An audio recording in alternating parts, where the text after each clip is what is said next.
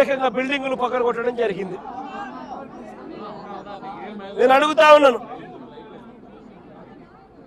వీళ్ళు చాలా మంది చెప్పడం కూడా జరిగింది, ఈ స్థలాలు మళ్ళీ కొనుగోళ్లు జరిగేటప్పుడు కూడా, క్రయ విక్రయాలు జరిగేటప్పుడు కూడా పలు సందర్భాలలో ఇక్కడ వాళ్ళంతా కూడా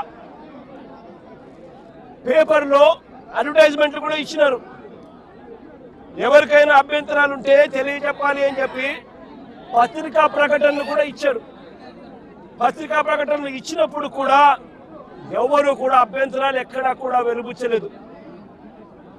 అలాంటిది 25 సంవత్సరాలుగా వీళ్ళు ఇక్కడే ఇలాగే ఉంటే వీళ్ళను బుల్డోజర్లు పెట్టి ప్రైవేట్ వ్యక్తులకు మేలు చేసేందుకు ఈ 150 కోట్ల పైచిలకు ఇవాళటి వాల్యూలో 150 కోట్ల పైచిలకు వాల్యూ ఉన్న ఈ ప్రాపర్టీని కబ్జా చేసేందుకు ఏకంగా చంద్రబాబు నాయుడు, ఆయన కొడుకు, ఆయన పార్టీకి సంబంధించిన ఎంపీ, జనసేన పార్టీకి సంబంధించిన కార్పొరేటర్లు ఇంతమంది ఒకటై పేదలను నిస్సహాయాలుగా ఈరోజు రోడ్డు మీద నిలబెట్టించారు.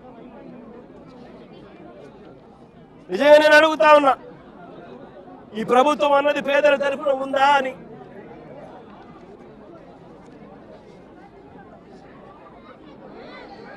ఎక్కడైనా ఎప్పుడైనా కూడా ప్రభుత్వం అన్నది చేయాల్సింది ఏమిటి? ఇటువంటి పరిస్థితిలో వచ్చినప్పుడు వీళ్ళంతా వెళ్ళి కంప్లైంట్లు కూడా ఇచ్చినారు. సాక్షాత్తు చంద్రబాబు నాయుడు కలిసినారు, చంద్రబాబు నాయుడు 3 సార్లు కలిసినారు, లోకేష్ 2 సార్లు కలిసినారు, అర్జీలు ఇచ్చినారు. చివరికి ఎవరికైతే వీళ్ళు అర్జీలు ఇచ్చినారో వాళ్ళే కుట్ర పన్ని, వాళ్ళ ఎంపీలు, వాళ్ళకి సంబంధించిన కార్పొరేటరు వీళ్ళంతా కలిసి కుట్ర పన్ని ఏ రకంగా వీళ్ళంతా కూడా వీళ్ళకి అన్యాయం చేశారు అన్నదానికి నిదర్శనం ఇది. నేను ఒకటే అడుగుతా ఉన్నా, అయ్యా చంద్రబాబు నాయుడు గారు, ఇక్కడే కాదు రాష్ట్ర వ్యాప్తంగా కూడా ఇదే మాదిరిగా కొనసాగుతా ఉంది. రాష్ట్ర వ్యాప్తంగా కూడా అనేక చోట్ల ఎక్కడైనా చిన్న లిటిగేషన్లు ఎక్కడైనా ఉంటే డైరెక్ట్ గా తెలుగుదేశం పార్టీకి సంబంధించిన నాయకులు, ఎమ్మెల్యేలు ఇన్వాల్వ్ అయిపోతా ఉన్నారు.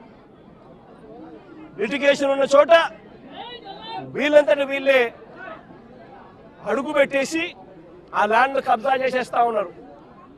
కొన్ని చోట్ల వీళ్ళే లిటిగేషన్ క్రియేట్ చేస్తా ఉన్నారు.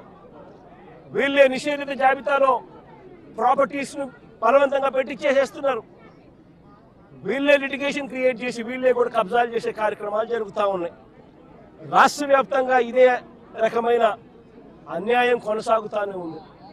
నేను ఇప్పటికైనా చంద్రబాబు నాయుడు గారికి ఒకటే చెప్తా ఉన్నా, ఈ ప్రెస్ కాన్ఫరెన్స్ ద్వారా ప్రతి ఒక్కరికి కూడా నేను ఒకటే మనవి చేస్తా ఉన్నా, దీంట్లో సిబిఐ ఎంక్వైరీ జరిగించాలి. ఇక్కడ ఏ రకంగా చంద్రబాబు నాయుడు గారు కొడుకు, ఏ రకంగా తెలుగుదేశం పార్టీకి సంబంధించిన ఎంపీ, ఏ రకంగా వీళ్ళంతా కూడా ఇన్వాల్వ్ అయ్యి, ఇంక్లూడింగ్ జనసేన కార్పొరేటర్తో సహా ఏ రకంగా వీళ్ళంతా కూడా దీన్ని కబ్జా చేసే కార్యక్రమం చేస్తా ఉన్నారు అనేది ప్రజలకు తెలియాలి. ఇంతకుముందు చంద్రబాబు నాయుడు గారు ముఖ్యమంత్రి గతంలో ఉన్నప్పుడు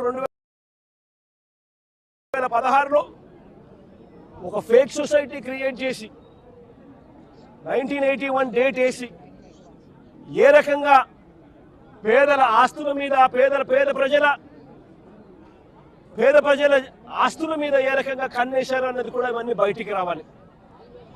ఇవన్నీ కూడా రాష్ట్ర ప్రభుత్వం కోర్టుల్లో ప్రజల తరపున, పేదల తరపున, మధ్యతరగతి వాళ్ళ తరపున ఆర్గ్యుమెంట్ చేయాల్సింది పోయి, వాళ్లకు తరపున నిలబడాల్సింది పోయి, వీళ్లకు వ్యతిరేకంగా రాష్ట్ర ప్రభుత్వమే స్వయంగా కోర్టులలో వ్యతిరేక అఫిడవిట్లు, వ్యతిరేక పిటిషన్స్ వేసి వీళ్ళకి అన్యాయం చేయడంలో రాష్ట్ర ప్రభుత్వం తన పాత్ర తాను పోషించింది. వీటి అన్నిటి మీద కూడా ఎంక్వైరీ జరగాలి. జరిగి దోషులను, అది చంద్రబాబు నాయుడు కావచ్చు, లోకేష్ కావచ్చు, తెలుగుదేశం పార్టీ విజయవాడ ఎంపీ కావచ్చు, ఇక్కడ తెలుగుదేశం పార్టీ ఇక్కడ జనసేన కార్పొరేట్